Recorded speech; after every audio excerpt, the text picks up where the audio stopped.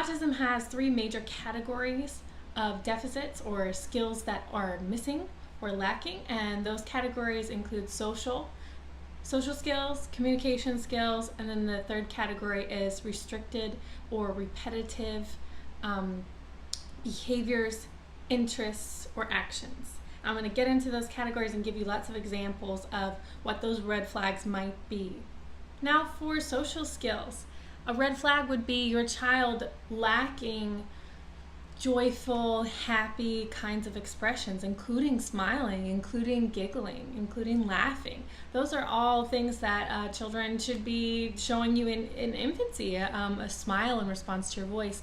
If your child, again, has lost any of those skills, then that is a red flag as well. If your child is having trouble relating to other people in an emotional way, for example, if your child is present when you get hurt, and your child doesn't seem to notice that, even though you've said ow, and you're holding your head, or you're ooh, or you're maybe you're even crying, you're sad, or you've been hurt, and your child does not seem to notice, that's a red flag. Children very young should start noticing emotions and then watch their reactions to it. Do they just sit and stare at you, or do they come to you with a curious look? They come and they try and comfort you, even if they don't have words, maybe lay their hand on your knee or give you a little pat or give you a hug or a kiss. Your child should be responding emotionally to other people's emotions. You should notice when someone's angry based on the voice, the tone, the way that someone's acting, and they should react to that appropriately. With that, if your child is not having an interest in people at all, major red flag.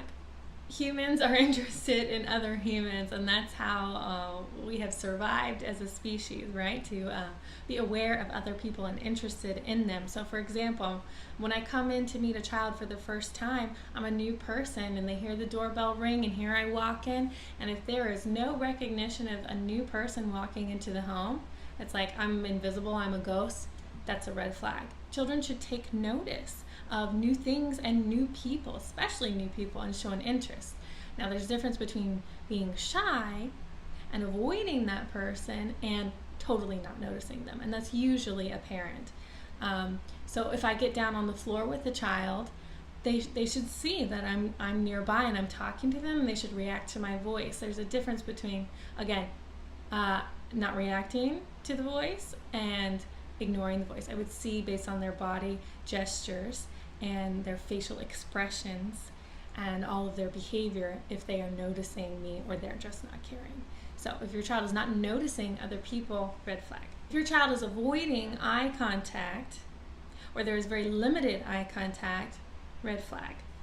Again, children should be interested, and they show that interest by connecting visually with eye contact to other people. If you have to really work to get eye contact from your child, if you have to get into their face and you have to be maybe louder, more animated, or you have to touch them to get them to look at you, or if you're having to really work hard and you're trying to really follow that child's head turn, he's turning away from you, no, that's really not typical either. Child should share many moments, frequently, and long, meaningful moments where you feel a connection in their eyes very frequently.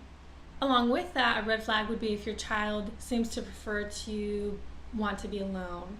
Children should seek interaction with adults and enjoy interaction with adults and other children as well. So often I bring in a big set of toys and I see children who end up being on the spectrum. They're very interested in the toys, and they are, wow, their eye contact is not to me, it is zoned in on the toys. And that's called object focus, when typically children are people focused. Yes, they're interested in the toys, but they want to do the toys with the person because that's more fun, that's more engaging, that's more exciting, and this person is new, and usually they are really excited about a new person. But if they're at risk for developing autism, then they're very focused on the toys, usually not very aware of the person, and doesn't want to interact with that person, so they'll try and move away from that person or not even notice that person at all. Often children who end up being on the spectrum do not like to be cuddled or held or kissed and hugged. They avoid that kind of thing, and they don't usually express it on their own. children on the spectrum may not even respond to sounds. We were talking about voices and people. They may not even respond to sounds. So if there's a loud crash outside, if there is a fire truck going by, there's an airplane, a helicopter, something broke in the kitchen, and they're not even turning to that, it can be a red flag for autism. It can be a red flag for a hearing impairment. So you want to get both those things looked at. Don't skip the hearing test, because that could be it too. Then again, sometimes children on the spectrum, when I say the spectrum, the autism spectrum, are very interested in people, but it's not in a very natural way. They're so interested in people that they get really close to people, as in like nose to nose, and they kind of just stare, or they poke at people's eyes. I've seen that where they're interested, but they're interested in the eyes, not necessarily the person and the human connection. Or they do like some following around of other children and trying to touch their face. Rather than play with them appropriately. They're interested in them, but not in a natural, typical kind of way.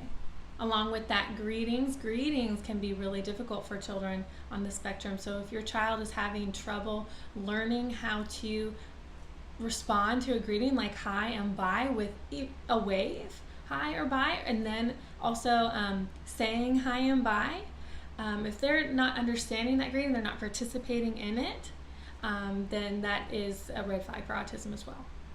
And I hope that was helpful. I hope those examples were clear. Feel free to reach out to me with more questions. But let's get into now what to do if you are seeing 1, 2, 3, many of these red flags in your child. Then that means that it's time for an evaluation. So what you can do is contact your doctor and express these concerns to him and ask for a referral. And then if at the same time, actually, I would also contact your state agency, and that is something like in California, it's called the Regional Center. And this is all down in this description below, and a link to where you can find the state agency in whatever state that you're in, and you can find just the right contact for that. And you can ask for a developmental evaluation for your child. If your child is above the age of 3 or getting close to turning 3, then you would contact the school district as well. Thanks so much for watching. I'm Kayla from Walkie Talkie Speech Therapy. Tune in next time. Click like, subscribe, and share with someone you know. Thanks so much. Bye-bye.